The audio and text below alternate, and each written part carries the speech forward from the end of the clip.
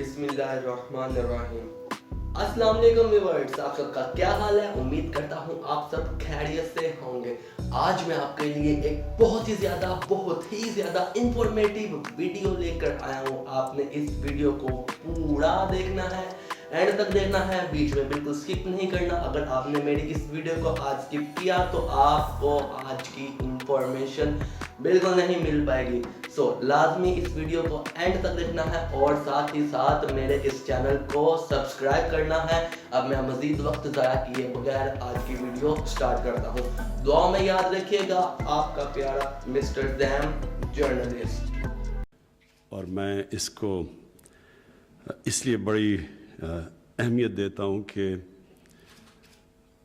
हमारे लोगों को पूरी तरह अंदाज़ा नहीं कि ये जो ड्रग्स जिस रेट पे फैल रही हैं पाकिस्तान में, इसके आगे जाके क्या असरात होंगे। हमने ये सबसे पहले तो मुझे याद है जब अफ़गानिस्तान में जहाद हो रही थी तो तब पहली दफ़ा ड्रग्स का सुना कि पाकिस्तान में ड्रग्स आनी शुरू हुई हैं और यहाँ से आगे जाती थी, तो तब किसी ने इसको इतना सीरियस नहीं लिया, इसलिए कि लोग समझते थे कि ड्रग्स चलें, ठीक है, हमारा मुल्क तो नहीं नुकसान हो रहा, बाहर जाके बिकती होंगी, ठीक है, कोई मोटिवेशन नहीं थी। लेकिन एक अल्लाह का कानून है, जब भी आप उस चीज़ की अपने माशरे में इजाज़त देते हैं जिसको अल्लाह ने मना किया हो, ये हो ही नहीं सकता कि वो आपके माशरे में नुकसान ना पहुँचाए। जितनी भी अल्लाह ने कुरान में चीज़ें कही हुई हैं वो इंसान की बेहतरी के लिए। अल्लाह को तो हम किसी चीज़ का फ़ायदा नहीं पहुँचा सकते, तो जब हम उसके अहकामात पे अमल करते हैं तो अपना फ़ायदा करवाते हैं। तो ये मैंने अपनी खुद देखा कि जो लोग, और मैं 80s की बात कर रहा हूँ, तो जिन्होंने ड्रग से पैसा भी बनाया, माशरा उनको कोई बुरा नहीं समझता था।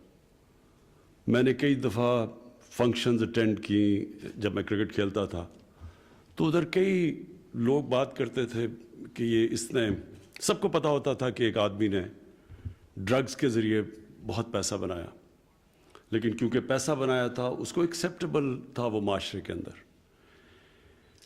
ये हमारा सबसे बड़ा अगर मैं आपको कहूँ कि हमारी माशरे की बदकिस्मती सबसे बड़ी क्या हुई कि हमने उन लोगों को अपने माशरे में एक्सेप्टेबल बना लिया, उनको हमने माशरे में इज़्ज़त भी दी जो कि नाजायज़ तरीके से पैसा बनाते थे, करप्शन से पैसा बनाते थे, ड्रग से पैसा बनाते थे, तो उसका फिर नुकसान होना था माशरे पे। और आहिस्ता आहिस्ता पहले हमने सोचा कि ये तो सिर्फ ड्रग्स बाहर जा रही हैं, चलें जी पाकिस्तान में पैसा आ रहा है, लेकिन उस पैसे ने भी पाकिस्तान को नुकसान पहुंचाया। वो पैसा गलत तरफ इस्तेमाल होता था, रिश्वतें में देने में, लोगों को ख़रीदने पे इस्तेमाल होता था, करप्शन बढ़ाता था वो पैसा, गलत किस्म की पॉलिटिशियंस की कैंपेन को बैक करता था। वो करप्शन के पैसे से, ड्रग्स के पैसे से कई लोग इलेक्शन भी जीते थे और फिर वो इन लोगों को प्रोटेक्शन भी देते थे। तो आज हमारा ये सूरत हाल है कि अभी आज़म स्वाति ने जो आपको बताया कि तकरीबन 70 लाख लोग पाकिस्तान में ड्रग एडिक्ट्स बन चुके हैं।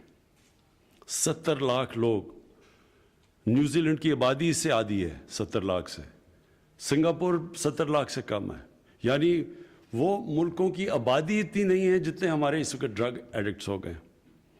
और ये क्योंकि ये इनकी लोगों को ज़्यादा पता नहीं, ये समझ जाएं कि जो एक घर के अंदर एक ड्रग एडिक्ट आ जाता है तो वो सारे घर को तबाह कर देता है। कई दफ़ा आप सुनते हैं, बल्कि मैं भी पढ़ रहा था कि एक आदमी ने अपनी बीवी और बच्चों को नहर के अंदर फेंक दिया, तो आदमी सोचे कि क्यों फेंका होगा उसने, तो किसी ने कहा जी वो बेरोज़गार था, लेकिन बेरोज़गार था अगर उनको फेंकना तो खुद भी फेंक देता अपने आप को। बाद में पता चला कि वो ड्रग एडिक्ट था। تو ڈرگ ایڈکٹس جو تباہی مچاتے ہیں، اگر باپ ڈرگ ایڈکٹ ہے تو اپنے بچوں کی زندگی، اپنی بیوی کی تباہ کر دیتا ہے. اگر ایک بیٹا ڈرگ ایڈکٹ ہو جاتا ہے گھر کے اندر، وہ اپنی ساری فیملی تباہ کر دیتا ہے، ماں باپ کی زندگی تباہ کر دیتا ہے. اور یہ کیونکہ یہ سائلنٹ کلر ہے، اس کا پتہ نہیں چلتا، لوگ اس کی زیادہ بات نہیں کرتے، اور معاشرے کو اس کی اہمیت کا نہیں پتہ کہ یہ کس طرح کی یہ کینسر پھیلتی جا رہی ہے معاشرے میں. اور اب جو سب سے خوفناک چیز ہے، اب یہ جو سنتھیٹک ڈرگ ہے، آئس، یہ اسکولوں کے اندر پھیلتی جا رہی ہے. پہلے تو یونیورسٹیز میں سنتے تھے ڈرگس کا، اب اسکولوں کے اندر. میں نے جب آئی جی اسلام آباد سے میں نے کرائم کی فگر لی، تو انہوں نے مجھے بتایا کہ یہ اسکولوں کے اندر آئس پھیل گئی ہے، یہ جو سنتھیٹک ڈرگ ہے. اب یہ سمجھ جائیں کہ اگر ایک اسکول کے بچہ شروع ہو جائے ڈرگس کے اوپر، اس کا مطلب یہ ہے کہ نہ وہ پڑھ سکتا ہے صحیح طرح، کیونکہ ڈرگ سب سے پہلے متاثر کرتی ہے آپ کا ڈسپلن، اور پھر جو پڑھنے کے لیے ڈسپلن ہے وہ متاثر کرتی ہے، اور پھر وہ کیریکٹر بدل دیتی ہے انسان کا. جو سٹرگل ہوتی ہے زندگی کی، وہ سٹرگل ہی نہیں کر سکتا. اور جو بھی ایک نوجوان جب وہ پڑھ رہا ہوتا ہے، سٹرگل کر رہا ہوتا ہے، اپنے ماں باپ اس کے اوپر پیسے خرچ کر رہے ہوتے ہیں کہ وہ آگے ہوگا، بڑا کام کرے گا، نوکری کرے گا، وہ سب کچھ اس کی متاثر ہوتی ہے. اور اس کے علاوہ جو صحت کے اوپر امپیکٹ پڑتا ہے. اور پھر جتنی چھوٹی عمر میں ڈرگز کا استعمال شروع کرو، اتنا ہی زیادہ مشکل ہوتا ہے وہ ڈرگز کو چھوڑنا. اور اس لیے یہ جو سائلنٹ کلر ہے، یہ جو اب ہمارے اسکولوں کے اندر بھی چلا گیا اور یونیورسٹیز میں بھی چلا گیا، اس لیے میں آج خاص طور پہ یہاں آیا ہوں کہ اس کے لیے صرف ANF نہیں اس کا مقابلہ کرے گی، پورے معاشرے کو اس کا مقابلہ کرنا پڑے گا. ساری سوسائٹی مل کے کرائم کو فائٹ کرتی ہے. کبھی بھی صرف پولیس سے کرائم فائٹ نہیں ہوتی، یا کسی لا انفورسمنٹ ایجنسیز اکیلی صرف کرائم فائٹ نہیں کرتی. ایک معاشرہ کرائم سے لڑتا ہے.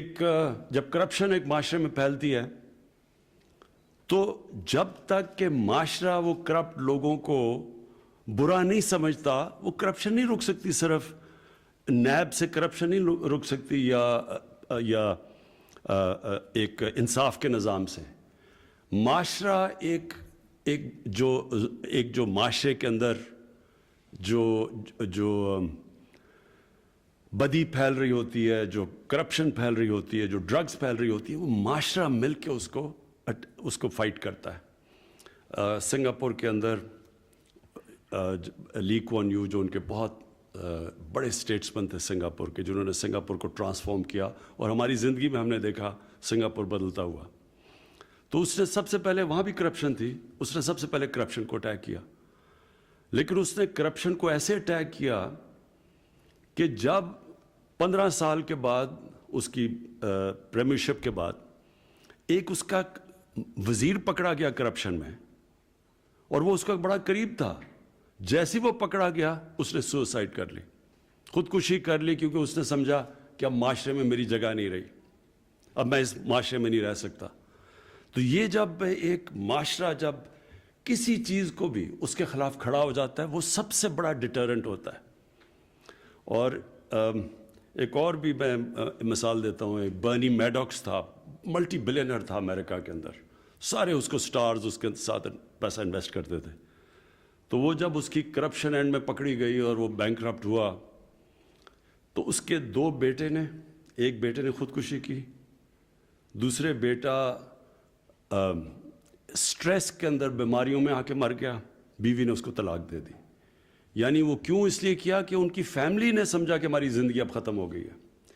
میں یہی چاہتا ہوں کہ ڈرگ سے اور یہ جو کرپشن کی کینسر ہے، اس سے پورا معاشرہ لڑے. تو یہ جو آپ نے آج اعظم سواتی جو بات کی، میں اپنی یہ جو کاؤنسل بناؤں گا، ساری منسٹریز کو بلواؤں گا، اس کے نیچے سارے منسٹریز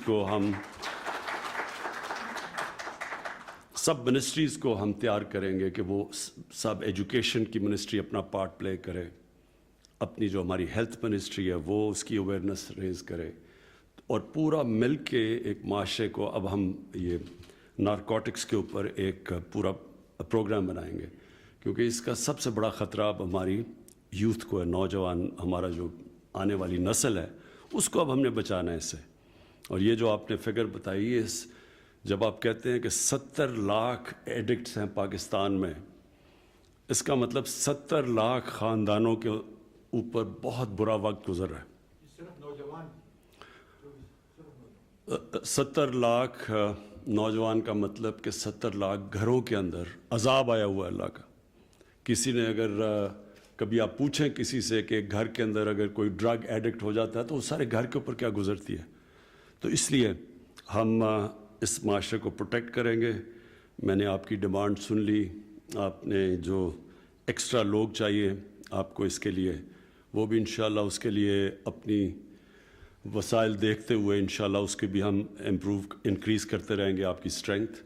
لیکن سب سے امپورٹنٹ چیز یہ ہے کہ ساری باقی بھی جو سپورٹنگ منسٹریز ہیں، جن کو بھی اپنا پارٹ پلے کرنا ہے نارکوٹکس کے خلاف جنگ لڑنے کا، اور یہ جو ڈرگس کے اگینسٹ جو موومنٹ ہے یہ پوری تحریک چلے گی انشاءاللہ پاکستان میں۔ تو انشاءاللہ یہ ساری، میں اگلے ہفتے اس کی میٹنگ بلاتا ہوں تو ہم آغاز کریں گے اپنا کہ سارے ملک میں سارا ملک مل کے اس کینسر کا اس کے خلاف پوری جنگ لڑیں گے۔ شکریہ۔